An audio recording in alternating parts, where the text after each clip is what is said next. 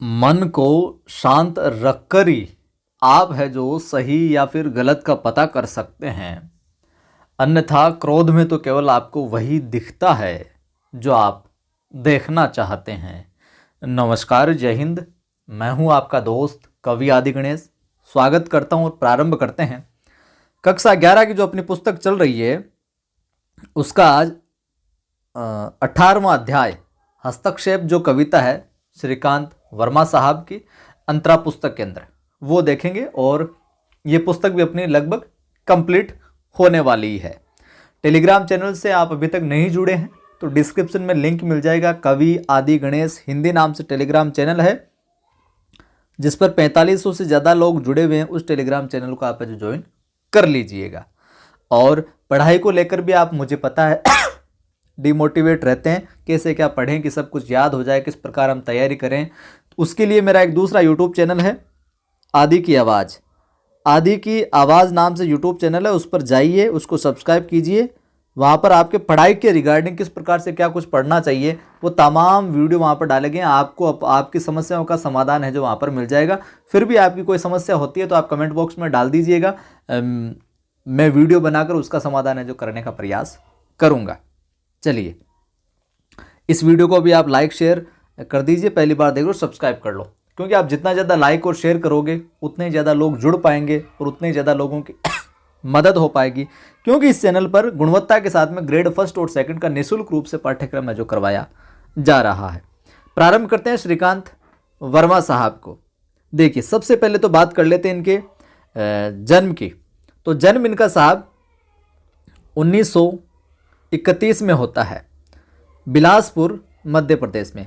श्रीकांत वर्मा साहब का जन्म बिलासपुर में 1931 में होता है, एमपी मध्य प्रदेश में। उनकी जो आरंभिक शिक्षा है वो बिलासपुर में ही होती है साहब। और 1956 में नागपुर विश्वविद्यालय से क्या करते हैं, हिंदी में एमए करते हैं। किस विश्वविद्यालय से करते हैं? नागपुर विश्वविद्यालय से एमए करते हैं हिंदी में। इसके बाद में पत्रकार के रूप में अपना साहित्यिक जीवन शुरू करते हैं।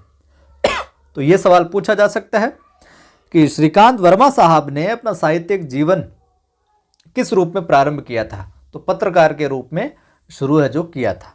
ठीक है, वे कौन? वर्मा साहब श्रमिक, कृति, दिनमान और वर्णिका आदि पत्रों से जो जुड़े रहे।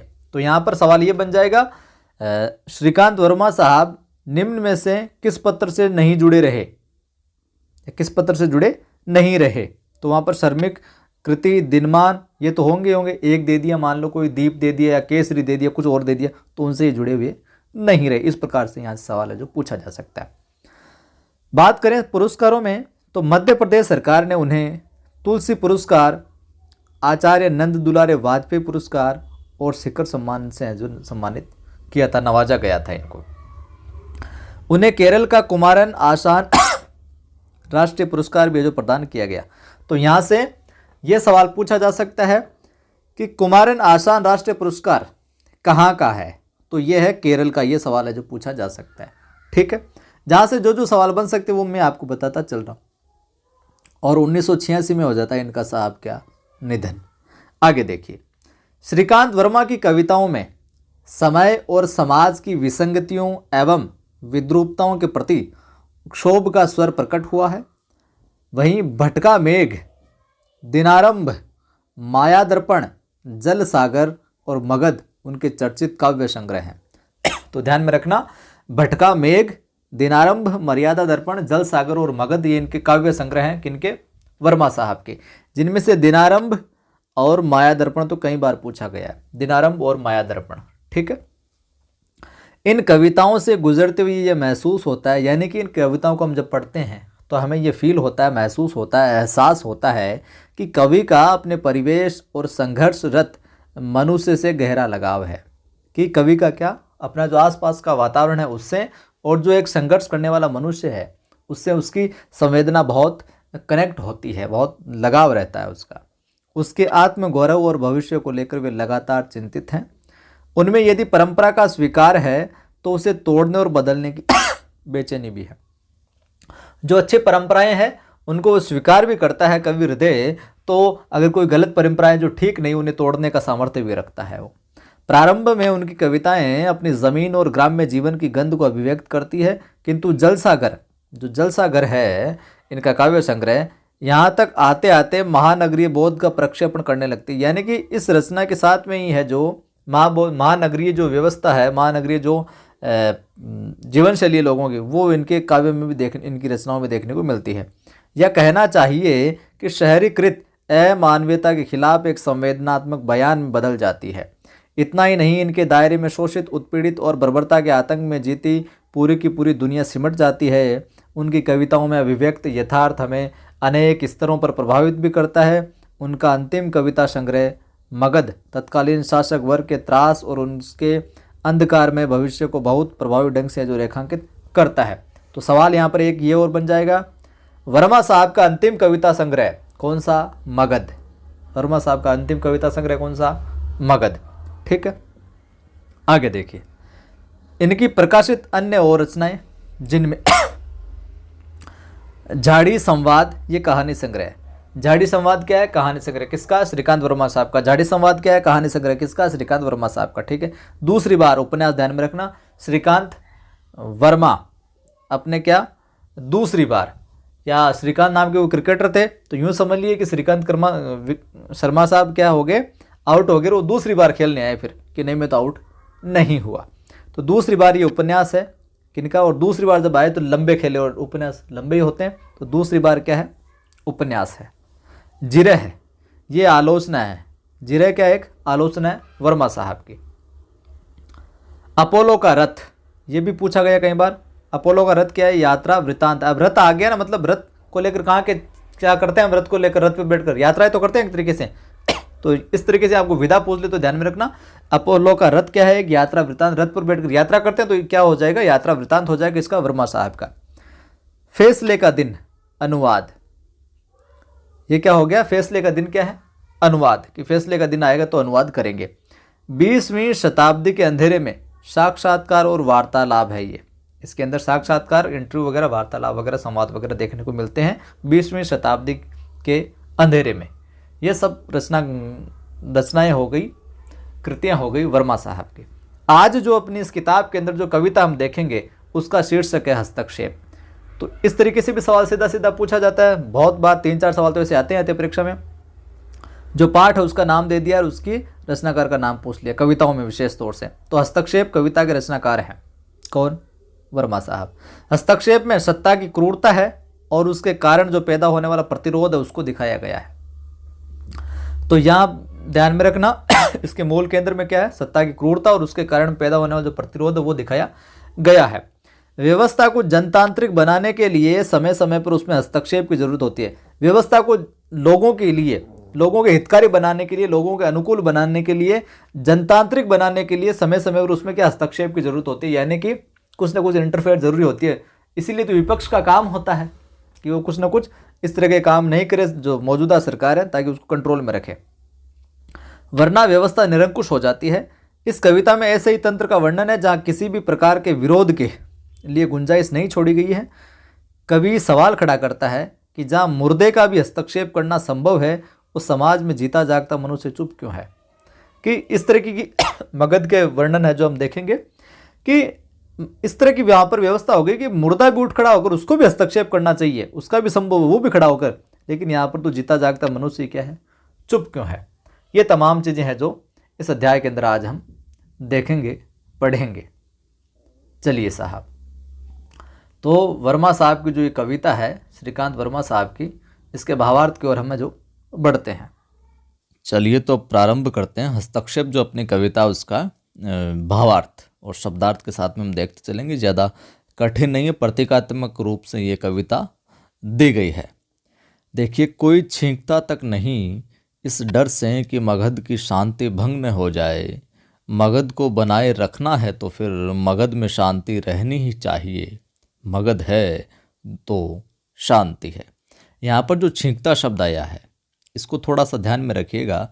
किसी भी कार्य में छींक कर क्या बाधा उत्पन्न करना, या एक प्रकार का कह सकते हैं हस्तक्षेप ही है। एक छींकना थोड़ा सा अशुभ माना जाता है, कोई भी काम करें उसमें कुछ छींक देता है तो उसकी जो काम करने की तारतम्यता है वो क्या है, रुक जाती है, थोड़ी सी उसमें खंडित हो जाती है। तो क्या, ये एक तरीका हस्तक्षेप हो गया। तो किसी के कार्य में छींक कर बाधा उत्पन्न करना, यहाँ पर प्रतीकात्मक रूप से है, अभी हम आगे भावार्थ में देखेंगे।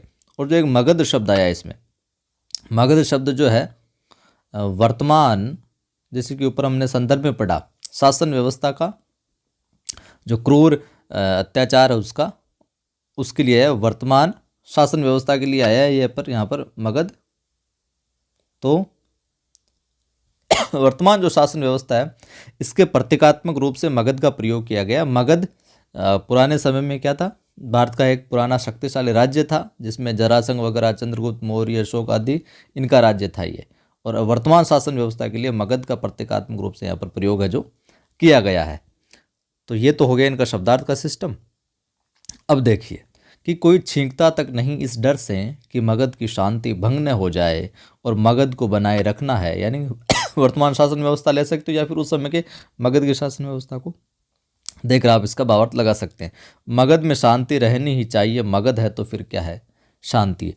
तो कवि यहाँ पर क्या कहता है कि मगध में शांति व्यवस्था बनी ही रहनी चाहिए और कहीं शांति भंग न हो जाए, कहीं शांति भंग न हो जाए, इसलिए इसी डर से मगध में कोई छींकता तक नहीं है, कोई छींकता तक नहीं इस डर से कि मगध की शांति भंग न हो जाए। यानी कि निरंकुश शासन तंत्र द्वारा इस प्रकार का वातावरण तैयार कर दिया गया है। जो निरंकुश जो शासन व्यवस्था है, एक तरीके से तानाशाही शासन व्यवस्था जो राज करने वाली है, उन्होंने इस तरह का माहौल पैदा कर दिया है कि यदि मगध को बनाए रखना है तो मगध में शांति बनाए रखनी होगी,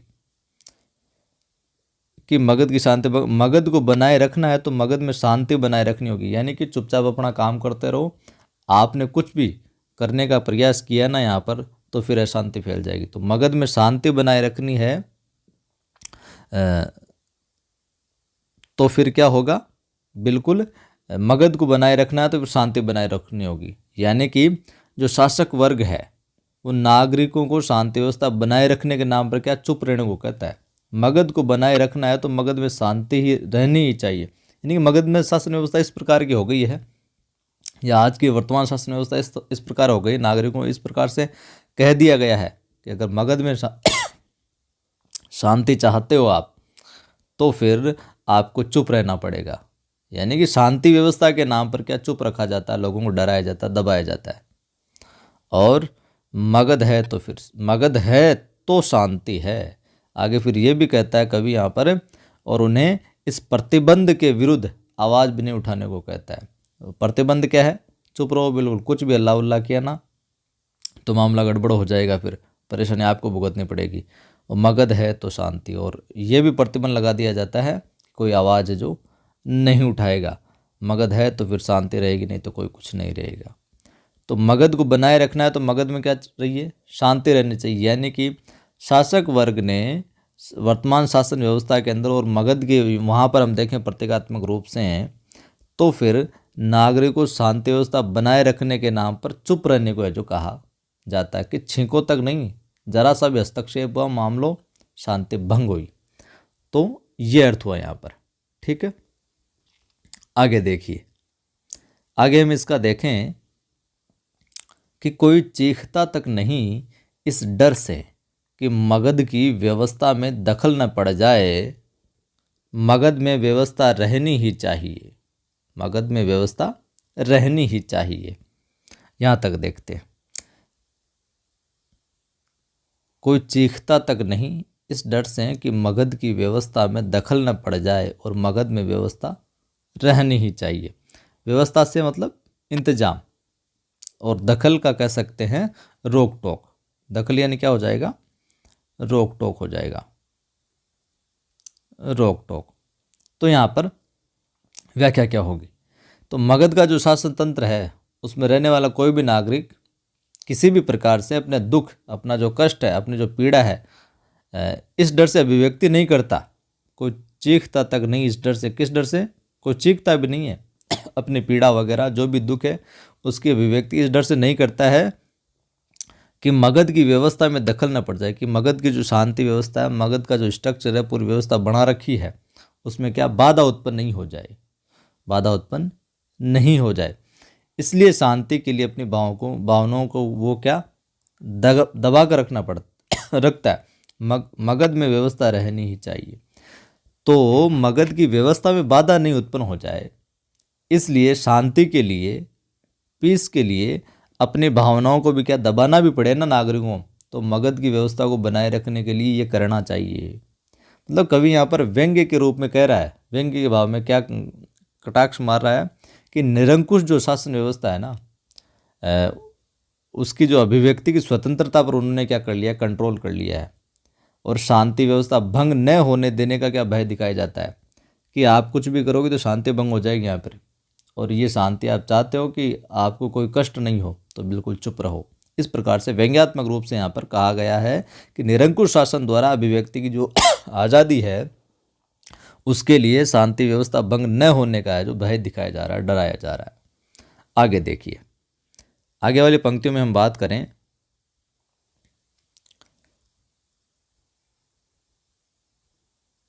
आगे वाली पंक्तियों में है, मगध में न रही, मगध में न रही तो कहाँ रहेगी, क्या कहेंगे लोग। और लोगों का क्या है, लोग तो ये भी कहते हैं मगध अब कहने को मगध है, रहने को नहीं। कोई टोकता तक नहीं इस डर से, कोई टोकता तक नहीं इस डर से कि मगध में टोकने का रिवाज न बन जाए, मगध में टोकने का रिवाज न बन जाए। देखिए, इस कविता जो हम पढ़ रहे हैं इसमें केवल राज सत्ता जो है उसकी निरंकुशता जो है उसके प्रति आक्रोश जो प्रकट हुआ है साहब। ठीक है, देखिए पंक्तियां यहाँ पर है कि मगध में न रही तो कहाँ रहेगी, क्या कहेंगे लोग। लोगों का क्या है, लोग तो ये भी कहते हैं कि मगध अब कहने को मगध है, रहने को नहीं। देखिए, तो अपने वर्मा साहब क्या कहते हैं, कभी कहते हैं कि शासन तंत्र द्वारा लोगों से ये कह दिया जाता है, क्या कहा जाता है कि अगर शांति व्यवस्था मगध में नहीं रहेगी तो फिर कहीं रह ही नहीं सकती। मगध में न रही तो कहाँ रहेगी, कि मगध में अगर शांति व्यवस्था नहीं रहेगी ना तो फिर कहीं भी है जो नहीं रह सकती। क्या क्या कहेंगे लोग। और ये भी कहते हैं कि अगर मगध में शांति भंग हो गई ना, यदि यह भंग हो गई तो लोग क्या कहेंगे, क्या कहेंगे लोग, क्या कहेंगे लोग, क्या कहेंगे, अर्थात लोग शासन सत्ता क्या करेंगे, निंदा करेंगे। अगर यहाँ भी शांति नहीं रहेगी ना तो लोग शासन की निंदा करेंगे। अगर किसी राज्य में शांति व्यवस्था नहीं रहती है तो वहाँ की जो सरकार होती है सत्ता में उसी की तो निंदा करते हैं कि उनसे कंट्रोल नहीं हो रहा।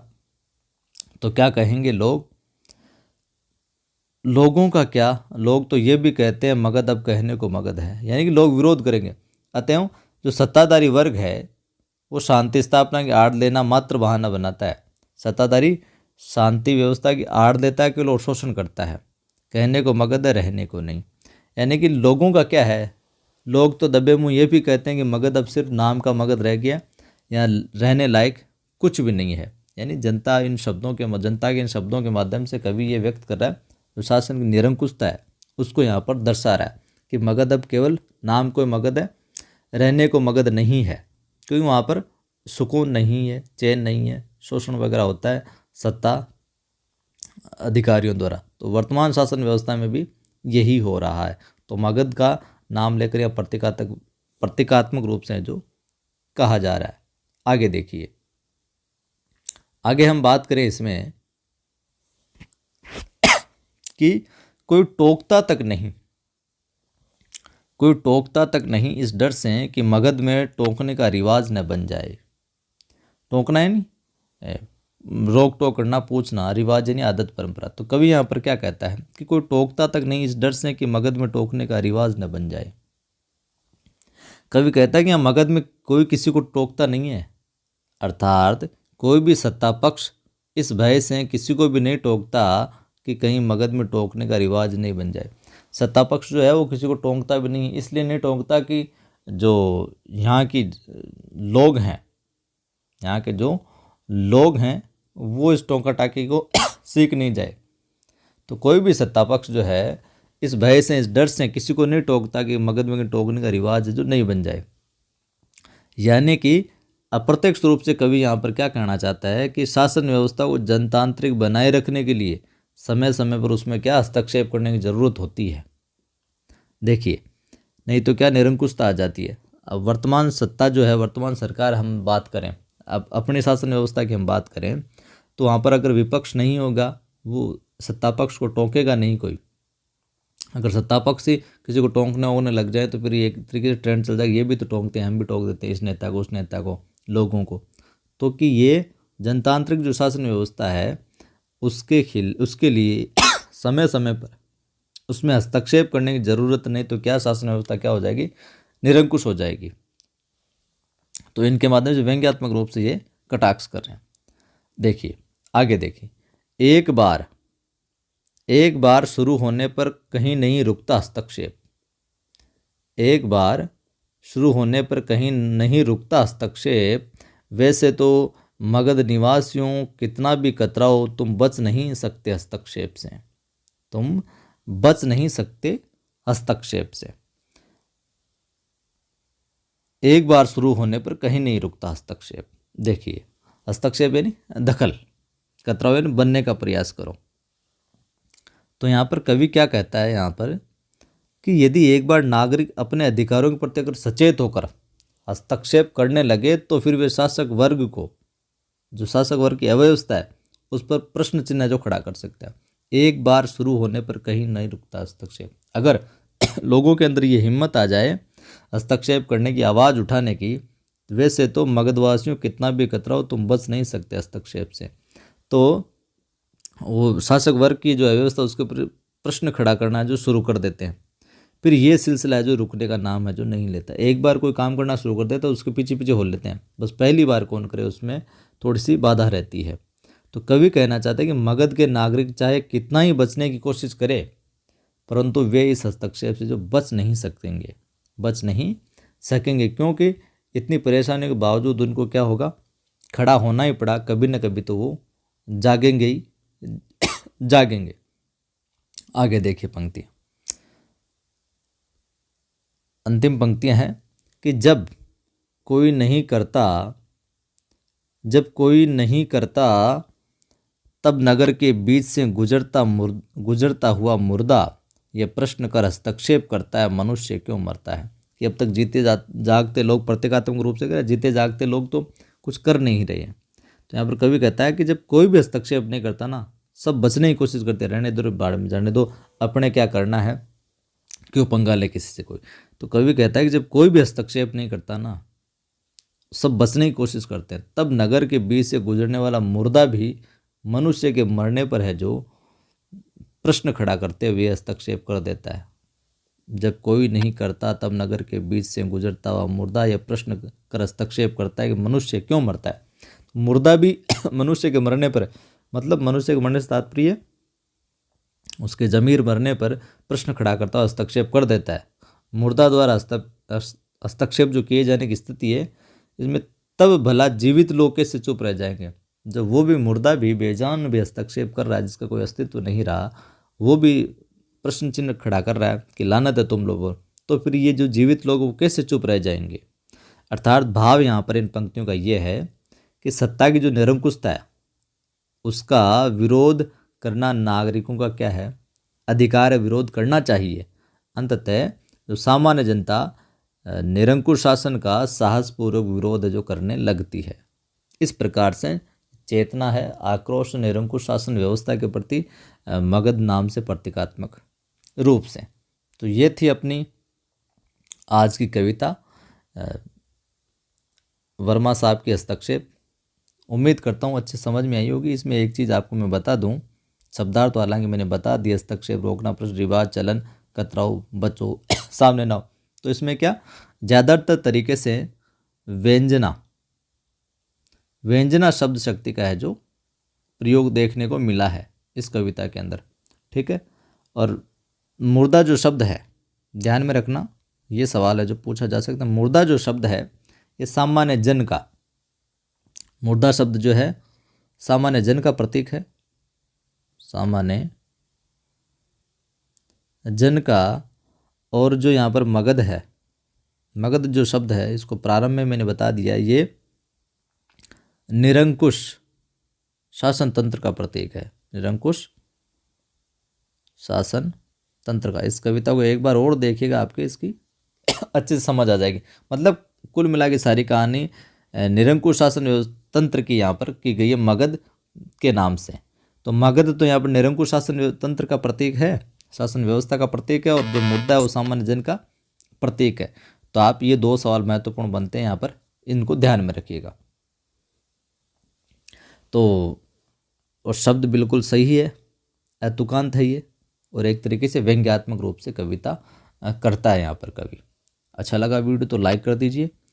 पहली बार देख रहे हैं तो सभी को शेयर करके बताएं उन्हें कि यहाँ इस चैनल पर ग्रेड फर्स्ट सेकंड की निःशुल्क रूप से तैयारी करवाई जा रही है। और सब्सक्राइब नहीं करा तो सब्सक्राइब करके बेल आइकन क्लिक कर लीजिए, ताकि हर वीडियो की सूचना आपको मिलती रहे। मोटिवेशनल वीडियोस देखने के लिए पढ़ाई से संबंधित मेरा दूसरा चैनल आदि की आवाज़ नाम से है। आज भी उस पर एक मोटिवेशनल वीडियो डाला है, तो वो आप आदि की आवाज़ नामक यूट्यूब चैनल पर जाकर देख सकते हैं। जय हिंद, फिर मिलता हूँ।